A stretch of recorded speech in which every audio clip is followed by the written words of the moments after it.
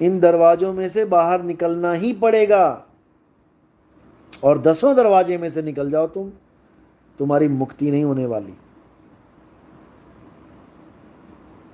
मुक्ति कब होगी? जब तुम अपने निज स्थान पे पहुंचोगे। 10वें दरवाजे से निकलना मुक्ति नहीं होती है, अपने निज स्वरूप में पहुंचना। कैसे पहुंचोगे? काया को त्याग के।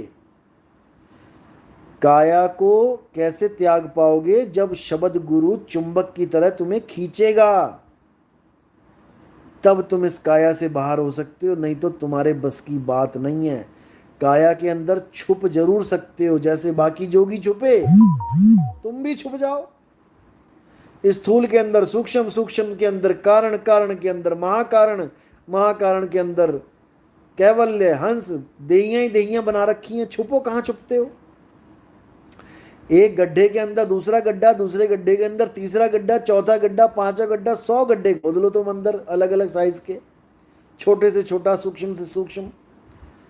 उसने तो पाइप डाल देनी है पानी की, अंदर तक पानी भर के करंट लगा देना उसने। छुपो, कहां छुपते हो?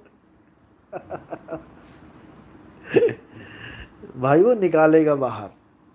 बाहर निकलना है, काया से न्यारा, काया के बाहर लख है, और संत कहावै सोए।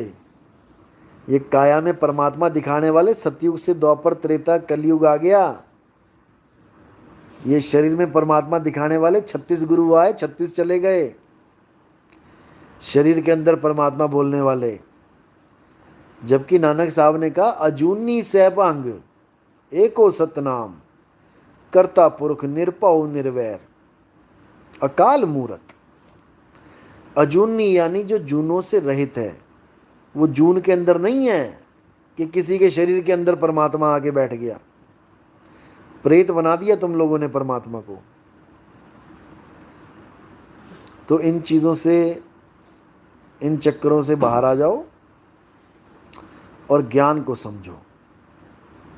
ये मूल ज्ञान बच्चों का काम नहीं है समझना, कि कोई आया और 5-10 सत्संग सुन के बड़का मार के कहता कि मुझे ज्ञान समझ में आ गया।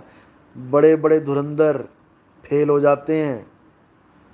दाढ़ियाँ सफ़ेद हो गई लोगों की, तब भी समझ में नहीं आता मूल ज्ञान। कहीं ना कहीं कालबाजी मार जाता है।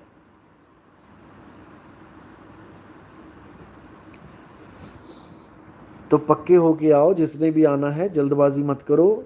यहाँ पर कोई राशन नहीं बंटने वाला। जल्दी आओ जल्दी पाओ। यहाँ पे धक्के मिलेंगे, धक्के, और जो उन धक्कों को खाएगा वही सतलोक को जाएगा।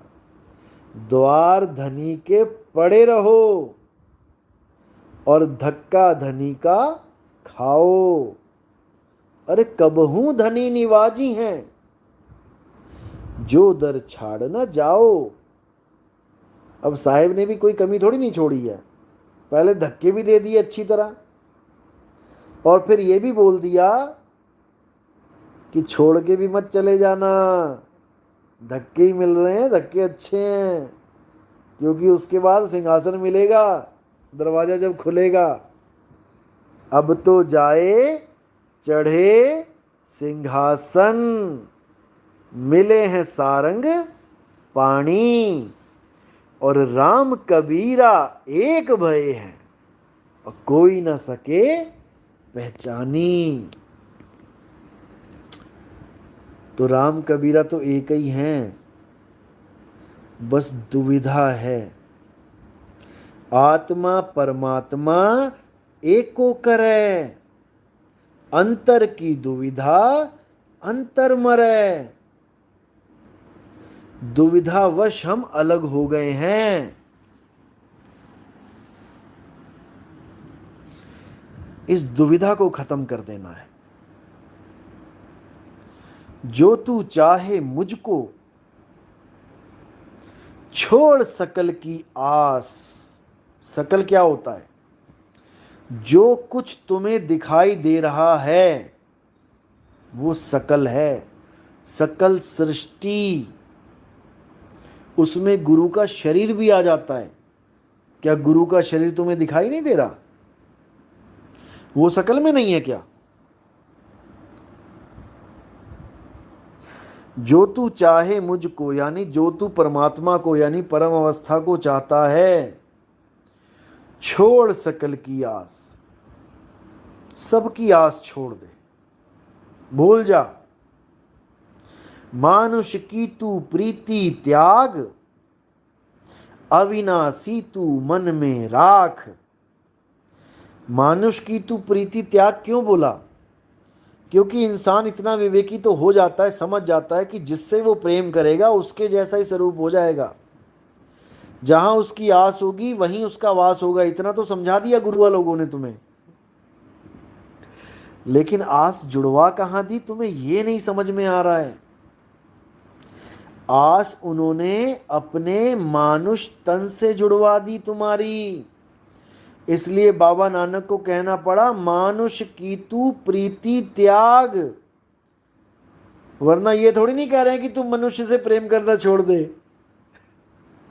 कि लठ लेके मार दो एक दूसरे को, प्रीति छोड़ दो। मानुष की तू प्रीति त्याग का मतलब कि गुरु के नाम पे जो मनुष्य के साथ तुम्हें प्रीति करवाई जा रही है, गुरु गुरु करते करते करते तुमसे मनुष्य मनुष्य करवाया जा रहा है, मनुष्य की आस लगवाई जा रही है, उसको त्याग दो। मानुष की तू प्रीति त्याग, यानी मनुष्य को गुरु नहीं मानना है। गुरु शब्द है, अविनाशी तू मन में राख। उस गुरु को ध्याओ, उस गुरु पे विश्वास रखो जो अविनाशी है। आदि अंत एको अवतारा, सोई गुरु समझो हमारा। जब तक तुम्हें ये नहीं समझ में आ गया, तुम्हें कुछ समझ में नहीं आएगा। अब तो जाए चढ़े सिंहासन, मिले हैं सारंग पानी। सारंग पानी परमात्मा का पर्यायवाची नाम है। जैसे बंदी छोड़, अकाल पुरख, अकाल मूरत, ऐसे ही सारंग पानी परमात्मा का ही नाम है। तो जब तक तुम्हें उस सारंग पानी से, उस परमात्मा से सीधा प्रेम नहीं हुआ, क्योंकि ये सीधा प्रेम कौन करवाता है? ये गुरु करवाता है। गुरु ही तुम्हें डायरेक्ट परमात्मा से जोड़ता है। वो बीच में अपनी टांग नहीं अड़ाता कि मैं भी हूं। वो तुम्हें मालिक से जोड़ता है, और ऐसे मालिक से जोड़ता है जो तुम्हारे अंग संग है। तुम कुएं में गिर गए, ये गुरुआ लोग जितने भी हैं, इनके चेलों को बोल रहा हूं मैं, तुम कुएं में गिर जाओ, फोन लगाओ गुरुजी से, पूछो कि गुरुजी बताओ मैं कौन से कुएं में गिर गया हूं, कहाँ हूं मैं। अभी पता लग जाएगा, दूध का दूध पानी का पानी। ये जो सूरत नेत्र लेके बैठे हुए हैं महाराज जी, सूरत नेत्र वाले,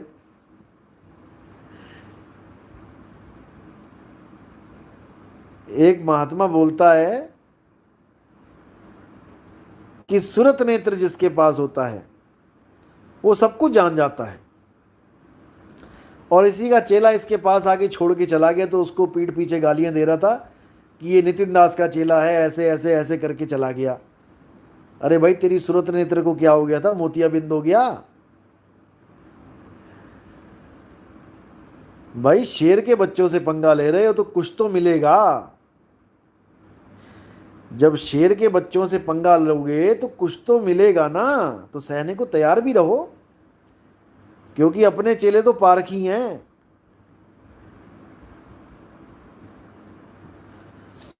तो अपनी सूरत नेत्र का जो मोतियाबिंद है उसका ऑपरेशन कराओ, तुम्हें समझ में आ जाएगा।